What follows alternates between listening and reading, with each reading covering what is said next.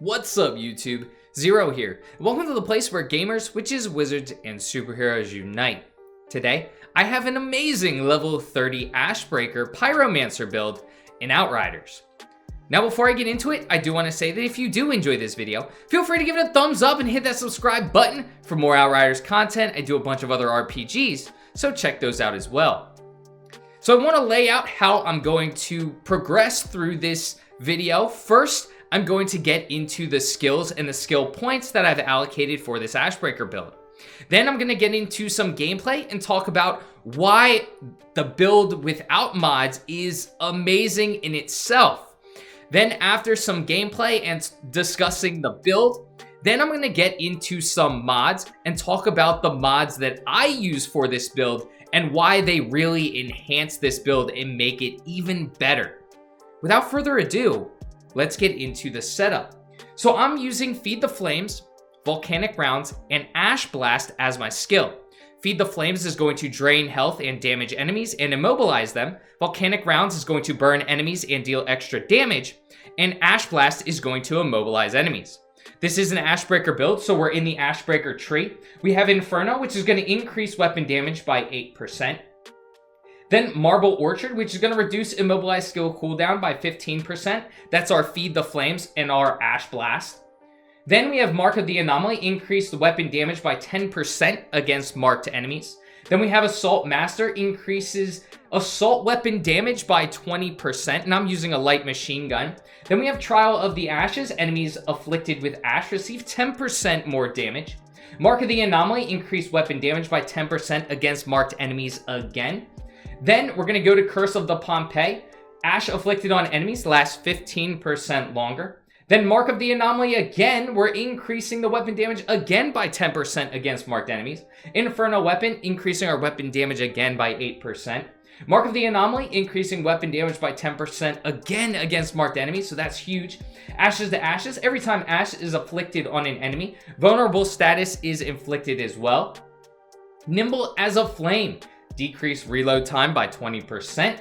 Hurt twice as long, increase damage against elites by 10%, and elites are doing 10% less damage to us. Trial of the Ashes, enemies afflicted with ash receive 15% more damage. Then we have Marble Orchard again, reducing our immobilized skills by 15%, and Burning Situation. Activating immobilized skills increases our weapon damage by 45% for 10 seconds. Then let's go back. We're going to go down to Incinerate. The moment burn ends on an enemy, inflicts ash status. So we're going to be using Volcanic Rounds and burning a lot of enemies. So we're going to get that ash on them as well after that burn ends. So that's going to be really useful for our build. Curse of the Pompeii. Ash again on enemies, lasts 15% longer. Then we're going to go down the Magma Golem, which is going to increase our health by 10%. And then Meltdown. Burn afflicted on enemies, deals 20% more damage. So now that we've talked about our skill points, let's talk about this build and why I absolutely love it. And then we're going to get into some mods after we discuss this setup as the Ash Breaker Pyromancer.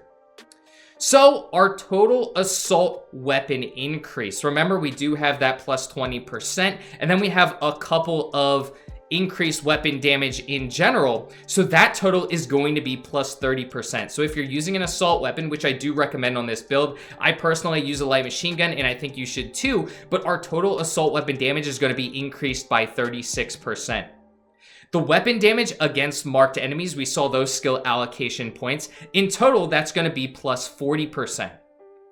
So right now, just with those different skills, we're going to be dealing 76%, plus 76% extra damage to marked enemies. But wait, that's not all. Love that line. Anyway, enemies afflicted with ash are going to be taking 40% more damage. We don't just have some abilities that are making them take more damage, but we also have the ability that's going to inflict vulnerability as well, and vulnerability makes it so enemies afflicted with vulnerability take 15% more damage. So in total, enemies are going to be taking, those who are afflicted with ash, 40% more damage. Curse of the Pompeii is going to allow ash to last 30% longer in total, totaling up all of our skill points. And then our Feed the Flames and our Ash Blast cooldowns are going to be reduced by 30%. Now, when we use our Feed the Flames and Ash Blast, activating those immobilized skills, we're increasing our weapon damage by 45%. So we talked about the increase of the assault weapon damage. We talked about how much extra damage we're doing against marked enemies. Now, if we activate an immobilized skill, which is going to add 45% to that, 121% increased damage against a marked enemy after we activate one of those two immobilized skills. So that's absolutely awesome. On top of that, against an elite, we're doing 10% extra damage. So now we're up to 131% damage against an elite enemy. That's not even factoring in how much extra damage they're taking if they're inflicted with Ash. On top of that, our volcanic rounds are already dealing extra damage, which is awesome, which is one of the reasons why I like to use volcanic rounds as part of this build. We're going to be activating our immobilized skills as often as possible, our Feed the Flames and our Ash Blast, one, to increase our weapon damage and inflict Ash as much as possible. Then we're going to be using our volcanic rounds as our damage dealer. It deals more damage, it burns enemies, which we have the skill after enemies are burned, they're going to have Ash inflicted on them. And that's why that really works well together. Now let's talk about the mods I have on my gun. I told you I was going to use a light machine gun, and on my light machine gun, I'm using Storm Wit, which is going to deal lightning damage, a bunch of lightning damage. And then I have, of course, improved Ash and Bullets. I want to inflict Ash on as many enemies as possible. If you don't have Storm Wit, there's also two other mods that I do enjoy using that deal damage. One is Claymore, and another one is Death Chains.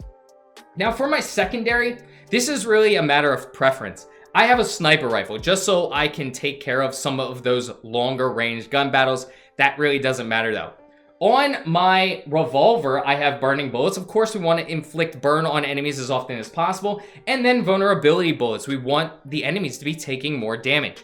On my helmet, I have twice as hot. Whenever a skill is used, inflict extra burn on enemies, which is nice, and Ash and Boost. Boost your damage against enemies afflicted with Ash by 20%. We're focusing on Ash. Ash and Boost is going to give us even more damage, 20% more damage. We already talked about 121% extra damage. Now it's up to 141%. Then on my mantle, I have Bullet Absorption. Feed the Flames replenishes 33% ammo when you use Feed the Flames, and then Phantom Dash. This is going to change your role into a dash. I really love using this. I think it's awesome. It can get you out of a situation if you're kind of cornered. Maybe if Ash Blast hasn't cooled down yet, but I really do love Phantom Dash. It helps me move around the battlefield a little bit better. Then I have Power from the Ashes, hitting enemies afflicted with Ash, increase your anomaly power by a certain time for 20 seconds. And then Ash Cleaner, critical shots against those afflicted with Ash, deal extra damage. So again, we're focusing on Ash. This is an Ash build. So Power from the Ashes and Ash Cleaner are great for that, along with Ash and Boost, which is giving us that 20%. Then on my gloves, I have Damage Absorber, which is going to increase my armor by an insane amount. Over 12,000 armor it's increasing. I think that's huge, especially from a defensive perspective. And then Bullet Kindling. Deal 20% more damage against enemies afflicted with burn. We have our volcanic rounds that are going to be inflicting burn, so we can spread that around, and that's extra damage for us. Then on my boots, I have Nova. Feed the Flames increases the skill's range by 100%, and I'll talk about why that's pretty important. And then Rejuvenation. Receive extra firepower, anomaly power, and armor for an increased time whenever your health is replenished. Now, we're using Feed the Flames a lot, which is going to be replenishing our health. So Rejuvenation is going to be activated a lot. I think Feed the Flames, our cooldown's around 10 seconds. So we're going to rejuvenate ourselves and add all of those extra bonuses very often. Now, I want to talk about why I'm using a couple of tier 1 mods first. Both of them are centered around Feed the Flames. I use Bullet Absorption and Nova. Bullet Absorption first. Bullet Absorption is going to replenish our magazine by 33%. This is one of the reasons why I use a light machine gun. The magazine is absolutely huge. Bullet Absorption coupled with volcanic rounds is going to be huge for you, especially in boss battles. You can really tell the difference of your gun when you're using volcanic rounds versus when you don't have it equipped. It deals so much more damage. Well, what bullet absorption is going to do is when you have volcanic rounds equipped, if you continually use Feed the Flames, you're going to keep getting your ammo back, so volcanic rounds won't run out.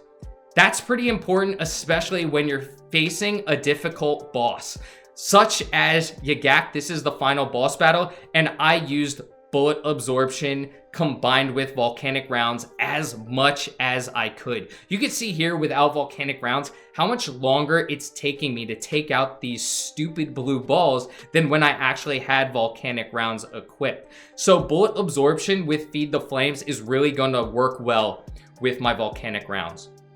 Nova is going to extend the range.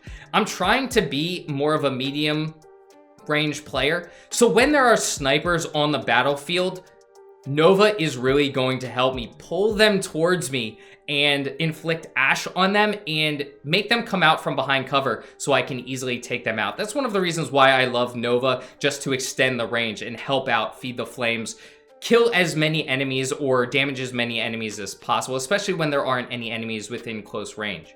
Now, we talked about rejuvenation. We're using Feed the Flames as much as possible, which is going to replenish our health and increase our firepower, anomaly power, and armor. We talked about damage absorber, which is going to increase our armor, so that's absolutely amazing.